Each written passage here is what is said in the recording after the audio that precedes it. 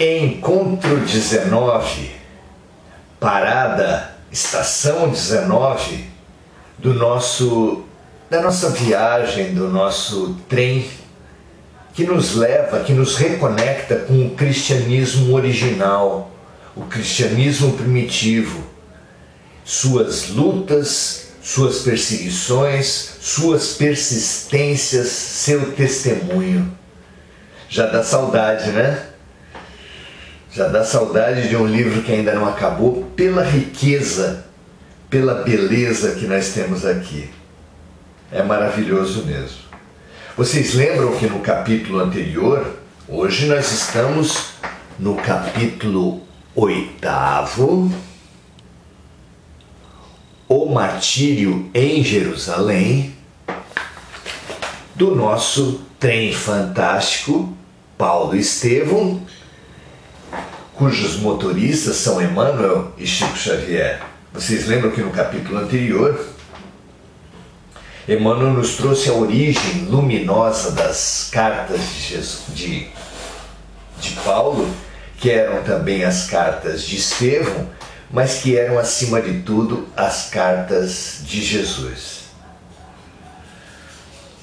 Ali mostrou como Jesus sugeriu a Paulo que escrevesse às igrejas para atendimento às suas necessidades. Ele sabia, Paulo não, que essas cartas, visando atender às necessidades de uma igreja, seriam copiadas e disseminadas por toda a cristandade, de forma que ele, atendendo uma, atendia a todas, até hoje, né?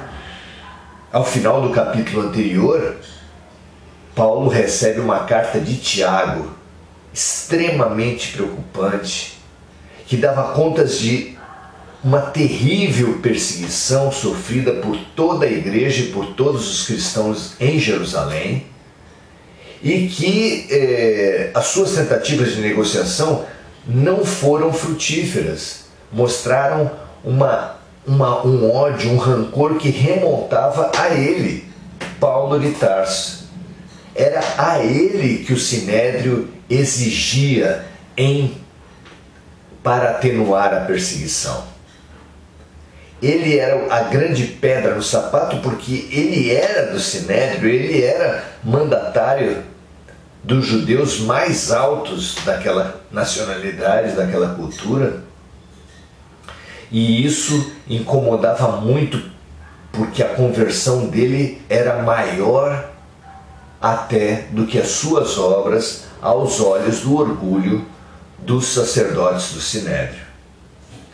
Muito bem, chegando a Jerusalém, Paulo teve a informação por parte de Tiago de como estavam as coisas. Tiago lhe disse que 2 sacerdotes propuseram ao Sinédrio a retomada das perseguições.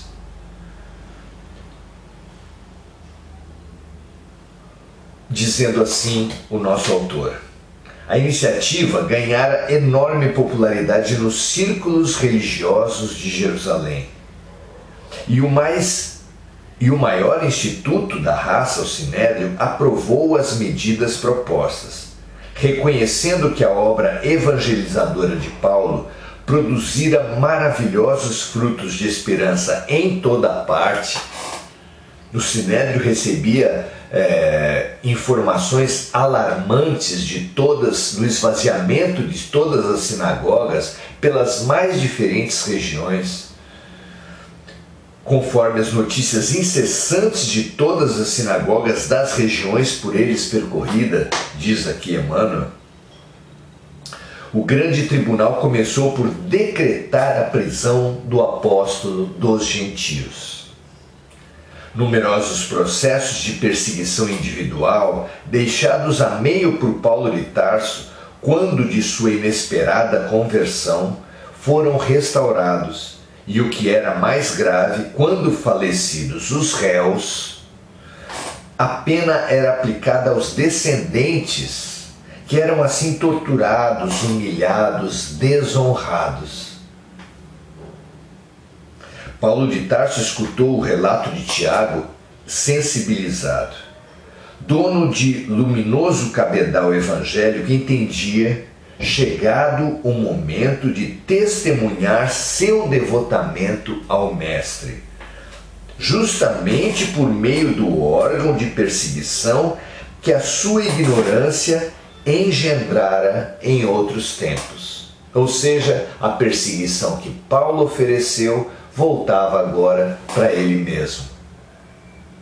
Que bom seria se todos nós tivéssemos essa mesma aceitação, essa mesma lucidez e essa mesma coragem de Paulo quando se defrontam com os desafios maiores de sua vida, não é?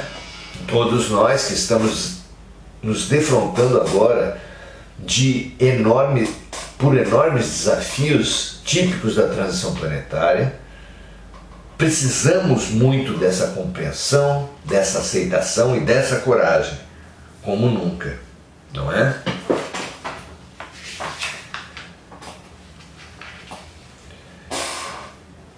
Tiago teve, então, um profundo entendimento com Paulo de Tarso.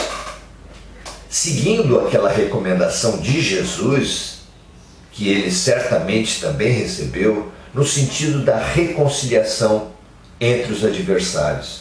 Eles que militaram em campos opostos, em intensos conflitos no cristianismo primitivo, agora eram chamados pela vida a um profundo entendimento. Eu destaco uma passagem aqui da fala de Tiago. Desde o primeiro dia, tenho sido obrigado a caminhar com os fariseus muitas milhas para conseguir alguma coisa na manutenção da Igreja do Cristo. Fingimento? Não julgues tal. Muitas vezes o Mestre nos ensinou na Galileia que o melhor testemunho está em morrer devagarinho, diariamente, pela vitória da sua causa. Por isso mesmo afiançava que Deus não desejava a morte do pecador, porque é na extinção de nossos caprichos de cada dia que encontramos a escada luminosa para ascender ao seu infinito amor. Olha que coisa linda!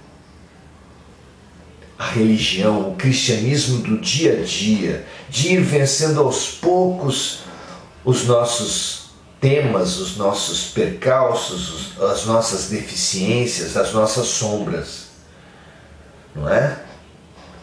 A religião do dia a dia, do cotidiano, ao invés da religião dos grandes atos e das alegadas virtudes, essa religião simples, corajosa e persistente. E finaliza Tiago com outra frase muito interessante para a nossa compreensão e para a reconciliação com Paulo. A atenção que tenho dedicado aos judeus é gêmea do carinho que consagras aos gentios. Um trabalho, qualquer que seja, ele precisa da diversidade. A mão precisa de dedos diferentes em tamanhos, em posições, para poder desenvolver as mais diferentes atividades. E assim o movimento também. Não precisa de pessoas iguais, não precisa de pessoas o tempo todo convergentes. Mas para quem sabe trabalhar na diversidade, vai ver a extrema utilidade que tem a diferença quando respeitada, quando alinhada nas suas finalidades. Essa diferença só age para o bem, só age para a cooperação. Dessa forma, ali ficava claro que o trabalho deles, apesar de aparentemente antagônico, era cooperativo, de um ponto de vista maior que só agora eles alcançavam.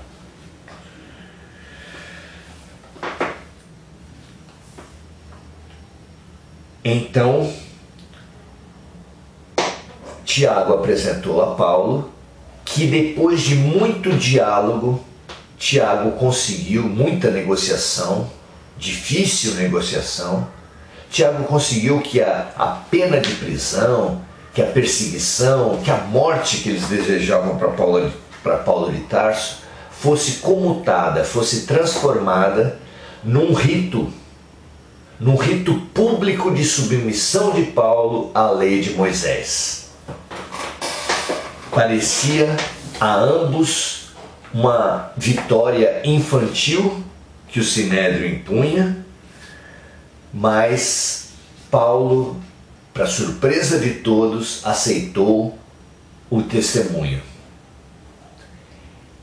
E ele possuía de informação do mundo espiritual e do fundo de sua alma a intuição que o testemunho era sofrido, era intenso. E foi para esse desafio infantil imposto pelo Sinédrio com tranquilidade. Ele fez os ritos que se compunham por vários dias se apresentar com pessoas carentes, fazendo ritos em praça pública. Ele foi e recebeu desafios, provocações, xingamentos intensos em todos esses dias, porque, insatisfeitos já com a humilhação pública, eles queriam ter mais motivos de prisão, de condenação e de extermínio de Paulo de Tarso. Assim fizeram de todas as maneiras e Paulo não aceitou nenhuma das provocações. Em todos os dias acontecia isso e ele passava ao largo dessas instigações ao conflito. No último dia, porém, já sem argumentos para atuar, para prender, para condenar Paulo na lei, na legalidade, no formato devido, eles agitaram determinadas pessoas que pegaram-no à força e estavam prestes a apedrejá-lo, não fosse a chegada de uma patrulha romana rapidamente agilizada pelos amigos de Paulo, que acabou prendendo o discípulo de Jesus, o apóstolo dos gentios. É claro que não havia motivo, mas mesmo assim foi preso Paulo, até para sua própria preservação, porque a sua vida estava em seríssimo risco, tanto que Paulo teve notícias e repassou ao governador, ao preposto do governador, já que o governador estava em outra cidade, que havia um plano. E Tiago, também sabendo da mesma informação, também confirmou isso com o governador, movimentando tudo o que ele podia em defesa de Paulo. Havia um plano, um pacto de sangue entre 40 judeus que eles não voltariam a comer enquanto não matassem Paulo. Diante disso, o auxiliar do governador organizou uma grande escolta e, de madrugada, tirou Paulo de Jerusalém, levando-o para a mesma cidade onde estava o governador. Foi a sua salvação. Mesmo lá, porém, ele não conseguiria a liberdade. Ao contrário, preso, ele foi apresentado ao Sinédrio e viveu no Sinédrio um julgamento parecido com o que Estevão havia enfrentado. Novamente, a lei de retorno trazendo a Paulo as mesmas amarguras que ele provocou. Nesse julgamento, repetiu-se a mesma situação. Dada a oportunidade de Paulo falar, ele mostrou, evidenciou toda a fragilidade das acusações contra ele e todo o poder do testemunho com Jesus. Nada mais tendo a contra-argumentar a Paulo, como aconteceu com Paulo contra Estevão.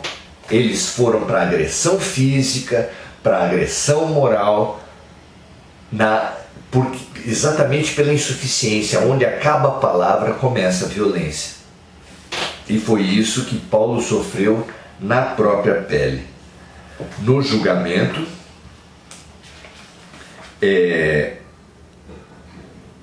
o sumo sacerdote só parou porque o auxiliar do governador presente impediu que algo de pior acontecesse. Então o sumo sacerdote disse em tom arrogante, como descreve Emmanuel: devias morrer como teu mestre, numa cruz desprezível, desertor das tradições sagradas da pátria e blasfemo criminoso. Não te bastam por justo castigo os sofrimentos que começas a experimentar entre os legítimos filhos de Israel. O apóstolo Paulo, no entanto, longe de acovardar-se, replicou tranquilamente: juízo apressado o vosso. Não mereço a cruz do Redentor, porque a sua auréola é gloriosa demais para mim. Entretanto, os martírios todos do mundo seriam justos, aplicados ao pecador que sou. Temeis os sofrimentos, porque não conheceis a vida eterna. Considerais as provações como quem nada vê além dos efêmeros dias da existência humana. A política mesquinha vos distanciou o espírito das visões sagradas dos profetas. Os cristãos, sabei-o, conhecem outra vida espiritual. Suas esperanças não repousam em triunfos que vão apodrecer com o corpo no sepulcro. A vida não é isto que vemos na banalidade de todos os dias terrestres. É antes a afirmação de imortalidade gloriosa com Jesus Cristo. A palavra de Paulo parecia magnetizar a assembleia em peso. O próprio Ananias, o sumo sacerdote, não obstante a cólera surda, sentia-se incapaz de qualquer reação, como Paulo se sentiu no julgamento de Estevão, como se algo de misterioso o compelisse a ouvir até o fim. Imperturbável em sua serenidade, Paulo de Tarso prosseguiu: continuai a ferir-me, escarrai-me na face, açoitai-me. Esse martirológio me exalta para uma esperança superior, porque já criei no meu íntimo um santuário inatingível, as vossas mãos, e onde Jesus há de reinar para sempre. Que desejais, continuou Paulo, com vossas arruaças e perseguições? Afinal, ele falava para o sumo sacerdote isso. Afinal, onde o motivo para tantas lutas estéreis e destruidoras? Os cristãos trabalham como o fez Moisés, para a crença em Deus e em nossa gloriosa ressurreição. É inútil dividir, fomentar a discórdia, tentar empanar a verdade com as ilusões do mundo. O Evangelho do Cristo é o sol que ilumina as tradições da antiga lei. Não havia conflito real, não há conflito real entre Jesus, Moisés e os profetas. É apenas orgulho que fez, orgulho, poder, apego ao modelo antigo de vida, não é? Então, sob a intervenção do emissário do governador, Paulo voltou para a cadeia e permaneceu preso. O governador chegou a sugerir que, mediante uma propina, ele poderia ser colocado em liberdade, mas Paulo, claro, não aceitou. Teve, porém, um sistema de prisão bastante relaxado, recebendo visitas dos amigos e trabalhando todos os dias na prisão. A Lucas ele encomendou que fizesse o evangelho que ele vislumbrou, cuja riqueza ele vislumbrou no contato com Maria de Nazaré. Com os diversos amigos, distribuiu providências para todo o movimento cristão. Era incansável. Até que, não vendo saída daquela situação de prisão e cumprindo e visando cumprir o que o alto lhe havia revelado por mensagens mediúnicas, por intuições, ele apelou a César. E apelando a César, foi lhe dado esse recurso, porque era cidadão romano, título conseguido na sua juventude na cidade de Tarso, e foi colocado num navio com uma escolta para seguir a Jerusalém. Lá, porém, nesse navio, na companhia de Lucas, Timóteo e outros amigos, eles viveram uma situação inusitada que chamou para Paulo a atenção não só de toda a tripulação do navio, mas a sua própria escolta, que se tornaram seus amigos devotados.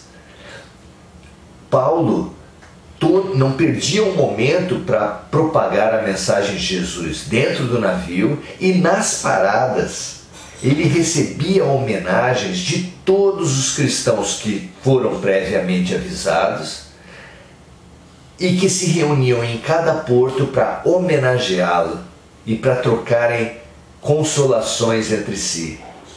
Foi um momento fantástico na história, na vida do cristianismo, na vida particular de Paulo de Tarso. Nas várias paradas, multidões, mulheres, crianças, homens, todos ajoelhados perante a figura do apóstolo dos gentios. Lucas se mostrou tremendamente impressionado com essa afetividade, com essa gratidão em massa, sistemática, que era feita em torno do Apolo, em torno de Paulo, e passou a Paulo os seus planos de incluir essas gloriosas homenagens no relato em Atos dos Apóstolos, que foi outra encomenda que Paulo fez a Lucas e que ele imediatamente se dispôs a fazer. Mas diante dessa intenção de mostrar os louvores espontâneos que os cristãos faziam a Paulo, Paulo deu uma resposta também inesquecível a todos nós. Cala sempre as considerações, os favores que tenhamos recolhido na tarefa, porque esse galardão, esse elogio, só pertence a Jesus. Foi Ele quem removeu nossas misérias angustiosas, enchendo o nosso vácuo. Foi sua mão que nos tomou caridosamente e nos reconduziu ao caminho santo. Não me contaste tuas lutas amargurosas no passado distante? Não te contei como fui perverso e ignorante em outros tempos? Assim como iluminou minhas veredas sombrias, as portas de Damasco, levou-te ele à igreja de Antioquia, para que lhes ouvisses as verdades eternas. Por mais que tenhamos estudado, sentimos um abismo entre nós e a sabedoria eterna. Por mais que tenhamos trabalhado, não nos encontramos dignos daquele que nos assiste e guia desde os primeiros dias de nossas vidas. Nada possuímos de nós mesmos. O Senhor enche o vácuo de nossa alma e opera o bem que não possuímos. Um fabuloso alerta para todos nós frente ao elogio, frente à idolatria. Nós nos preocupamos muito com a crítica, com os ataques que recebemos e nos mostramos completamente desprotegidos às armadilhas do elogio e da idolatria. Paulo deixou claro a lucidez que ele tinha, como a lucidez de Chico Xavier, que tantas piadas fazia em detrimento, em decomposição da possível idolatria a ele mesmo. Ele se dizia, por exemplo, Cisco e não Chico, como apelido de Francisco, porque ele era o cisco, ele era algo muito pequeno.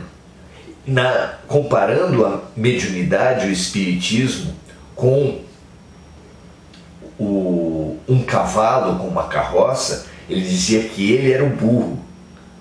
E fazia sempre questão de dar exemplos, de apresentar situações que mostravam, que revelavam a sua insuficiência.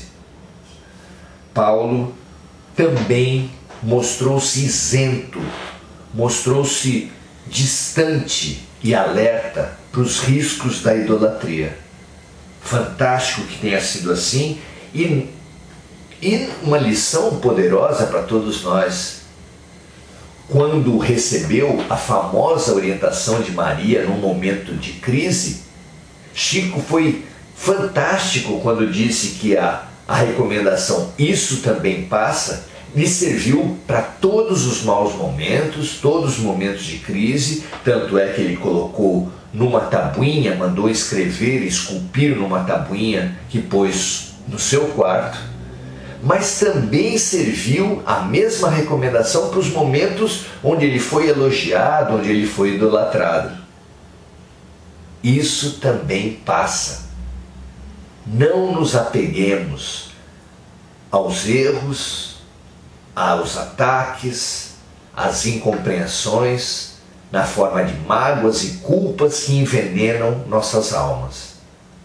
Mas também não nos apeguemos aos elogios, aos cultos, às idolatrias que o mundo faz em alguns momentos, porque isso também passa. E porque, como Paulo tão bem colocou, o plantio é dos homens, mas a colheita é de Deus. Todo trabalho no bem pertence a Deus. Que nós, que modestamente tentamos nos colocar em algum desses trabalhos, todos saibamos dos riscos do elogio, dos riscos da idolatria e de como o antídoto disso é a consciência e a humildade. Assim foi feito com Paulo, assim foi feito com Chico. Nós que tentamos ser imitadores deles, que tenhamos pelo menos a lucidez de buscar, de nos espelhar nessa fabulosa atitude. Que assim seja, até a próxima parada, leiam o capítulo, estaremos juntos até o fim nessa fabulosa jornada. Grande abraço!